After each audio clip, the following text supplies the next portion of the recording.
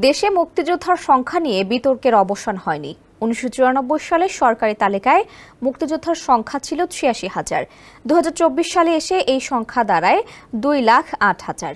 এ হিসেবে ভুয়া মুক্তিযোদ্ধার সংখ্যা 1,22,000। তবে মন্ত্রণালয়ের তথ্য অনুযায়ী দেশে ভুয়া মুক্তিযোদ্ধা 90,000। প্রতি মুক্তিযোদ্ধা বছরে সর্বনিম্ন 2,67,000 টাকা সম্মানী পান। এ হিসেবে ভুয়া মুক্তিযোদ্ধারা বছরে প্রায় 2,400 কোটি টাকা ভাতা নিয়ে যাচ্ছেন। এসব ভুয়া মুক্তিযোদ্ধা শনাক্তের উদ্যোগ নিয়েছে জাতীয় মুক্তিযোদ্ধা কাউন্সিল বা জামুকা। এই উদ্যোগের প্রথম ধাপ হিসেবে কুমিল্লায় আজ শুনানি শুরু হচ্ছে।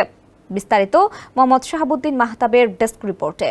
যমুনা ইলেকট্রনিক্স ঈদে ডাবল খুশি অফার সিজন 3। যে কোনো পণ্য কিনলেই পাচ্ছেন নিশ্চিত ঈদ উপহার।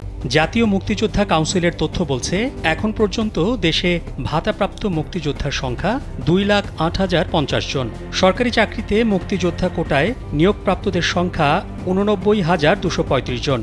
গেজেট বাতিল, মুক্তিযোদ্ধা বয়সসীমা নির্ধারণ সহ প্রায় 14 ক্যাটাগরিতে মোট মামলার সংখ্যা 2,719টি। ইতোমধ্যে নির্ধারিত বয়স 12 বছর 6 মাসের চেয়ে কম হওয়ায় 2,111 জন মুক্তিযোদ্ধার সনদ বাতিল করা হয়েছে। এ নিয়ে বিগত 15 বছরে 3,926 মুক্তিযোদ্ধার গেজেট বাতিল হয়। বর্তমানে দেশে প্রতিজন মুক্তিযোদ্ধা মাসে 20,000 টাকা করে ভাতা পান। এছাড়া 2 ঈদে 10,000 করে, 26 মার্চ 5,000 ও বৈশাখে 2,000 টাকা ভাতা পান। এই হিসেবে বছরে প্রতি মুক্তিযোদ্ধা ভাতা পান সর্বনিম্ন 2,67,000। এই হিসেবে বছরে ভুয়া মুক্তিযোদ্ধারা সরকারি অর্থ নিয়ে যাচ্ছে প্রায় 2,400 কোটি টাকা। এছাড়া যোদ্ধাহত ও খেতাবপ্রাপ্তরা আরও বেশি টাকা পান। জুলাই আন্দোলনে ছাত্র জনতার অভ্যুত্থানের পর অন্তর্বর্তীকালীন সরকার গঠিত হলে মুক্তিযুদ্ধ বিষয়ক মন্ত্রণালয়ের উপদেষ্টার দায়িত্ব পান ফারুকী আজম বীর প্রতীক। দায়িত্ব নেয়ার পর 1 সপ্তাহের মাথায় মুক্তিযোদ্ধা সনদ ও তালিকা যাচাই বাছাইয়ে নির্দেশ দেন তিনি। তার নির্দেশনার পর দেশের জেলা উপজেলা থেকে মন্ত্রণালয় এবং জামুকায় হাজার হাজার ভুয়া মুক্তিযোদ্ধার বিরুদ্ধে অভিযোগ জমা পড়ে। জেলা প্রশাসকের চিঠি দিয়ে এসব অভিযোগ যাচাই বাছাইয়ে নির্দেশনা দেন মন্ত্রণালয়। ভুয়া মুক্তিযোদ্ধার অভিযোগ যাচাই করতে কুমিল্লা অঞ্চলে প্রথম শুনানি শুরু হচ্ছে।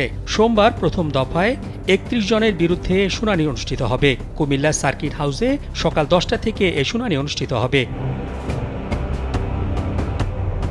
এ বিষয়ে জামুকার মহাপরিচালক শাহিনা খাতুন গণমাধ্যমকে বলেন, একজন মুক্তিযোদ্ধা ভুয়া নাকি আসল তা ঢাকায় বসে যাচাই করা সম্ভব না। এজন্য আমরা এর অংশ হিসাবে আজ কুমিল্লায় যাচ্ছি। সেখানে প্রকৃত ঘটনা উদ্ঘাটনে সে সময়কার সাক্ষ্য প্রমাণ, তথ্য প্রমাণ নিখুঁতভাবে নিরূপণের চেষ্টা করব। দেশের শীর্ষস্থানীয় জাতীয় দৈনিক যুগান্তরে সোমবার এ খবর প্রকাশ করা হয়েছে। মোহাম্মদ শাহাবুদ্দিন মাহতাব, কালবেলা।